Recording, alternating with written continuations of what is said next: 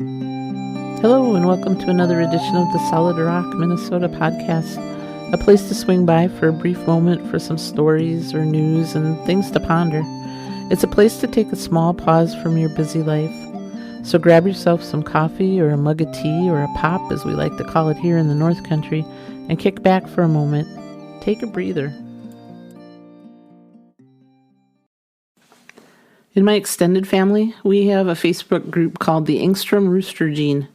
It was created several years ago by family members who have inherited the ability to consistently wake up at the crack of dawn without any alarm and be ready to greet the day ahead. Right now, there's about 31 members there, consisting of a sibling, nieces, nephews, my kids, my cousins, and their kids. And of course, a few of the spouses of the true early awakeners.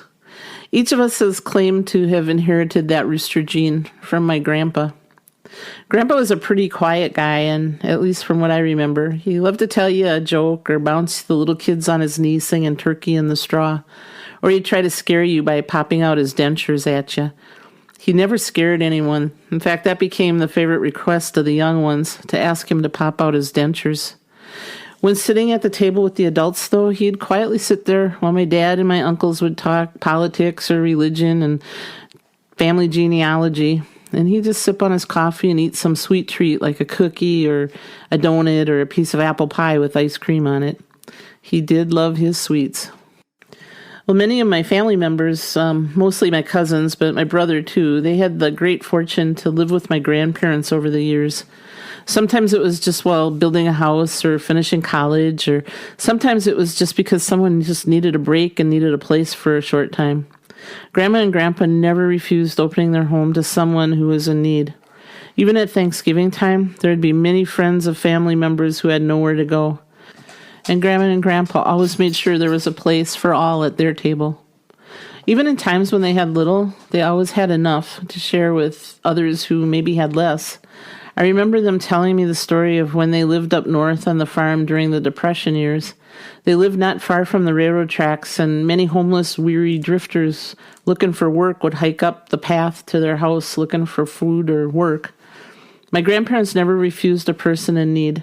They never left a person walking back down that trail to the tracks hungry. While they didn't hire them for a job because they couldn't, they did always give them something to eat.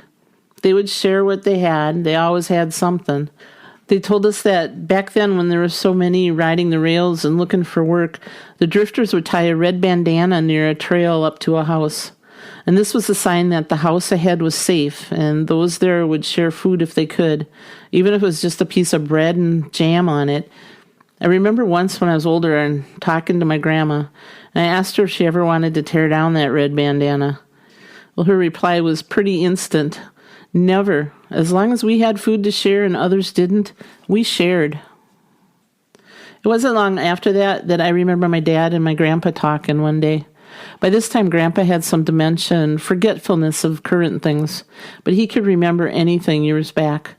My dad was talking to him about it being that time of the year that they jumped on the freight train heading west to look for work. Him and Grandpa reminisced about hopping the trains out to South Dakota, where my grandpa had been born, in this tiny little town called Kennebec. It was the county seat for Lyman County, thanks to his uncles and his dad going into another town in the dead of the night. They removed all the vital records and such from the courthouse there in the town north of them, and then they brought it all back to them to Kennebec, and that's how Kennebec became the official county seat at that time. And it still is to this day. Grandpa was always an early riser. I guess from living on the farm and then working the early shift once they lived in the cities, he just developed an internal alarm clock. His internal alarm clock was set for 5 a.m., even long after he retired. He could be up and ready to greet the day by 5 a.m.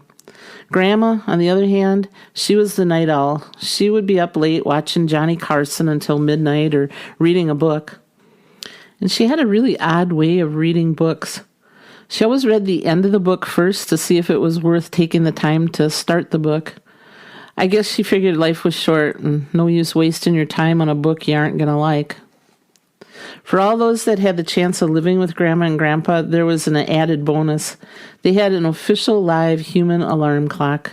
You just would tell Grandpa what time you needed to be up, and he'd be by your bedside waking you up at that time. The amazing thing was he never himself used an alarm. Even if it was before 5 a.m., Grandpa's internal alarm would go off in time and get you going.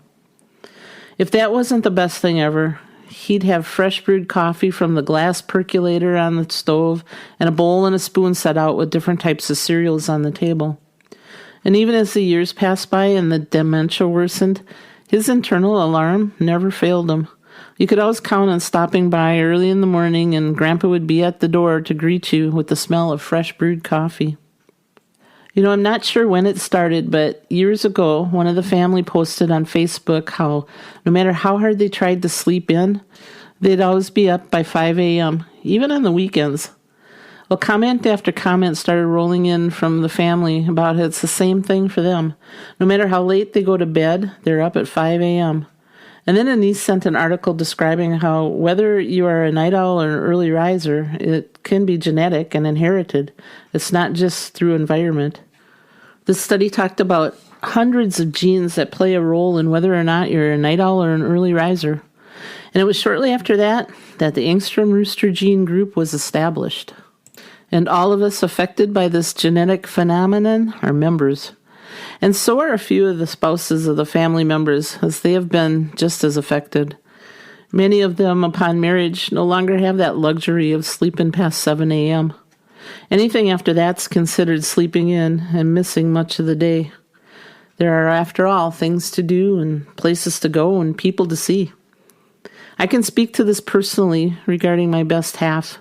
While he's still sleeping and I've been up for about 2 hours, I start getting antsy to get the day going. So I'll go into the bedroom and silently just stare at him until he feels my presence. He'll be sleeping in bed and without opening his eyes will mumble something. I think it's kind of a complaint, but it's still unintelligible. And then he'll say with his eyes still closed, "Well, I guess we're up." I'm thinking with his retirement a few weeks away, I may have to give him a little extra time for a few days. Maybe 7:30 will be his new wake-up time. We all inherit so many things from our family of origin. Things like our ethnicity, our holiday traditions, even our desire to help those in need. But to be honest, the Engström Rooster Gene is probably my favorite. It adds hours to my day, and over the years I've seen some pretty beautiful sunrises that I would have otherwise missed. It's been awesome to watch and see which of the grandkids have this inheritance too. So far it seems to be about 50-50. But then teenagers, I think, for a few years are okay to be exempt.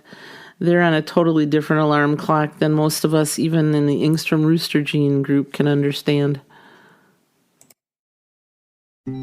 Thanks for listening to the Solid Rock, Minnesota podcast. Time is precious, and we're very grateful and appreciate the time you have taken to give us a listen. If you'd like more information about Solid Rock, Minnesota, or you'd like to hear some of our other podcasts, you can find them, along with our blog and Monday morning music, at our website, www.solidrockminnesota.com. You can also contact us there if you'd like your free Solid Rock, Minnesota bumper sticker. Just message us a place to send it, and we'll pop it in the mail. Until next time, may you be filled with life, love, laughter, family, and friends, people who truly know you. Many blessings.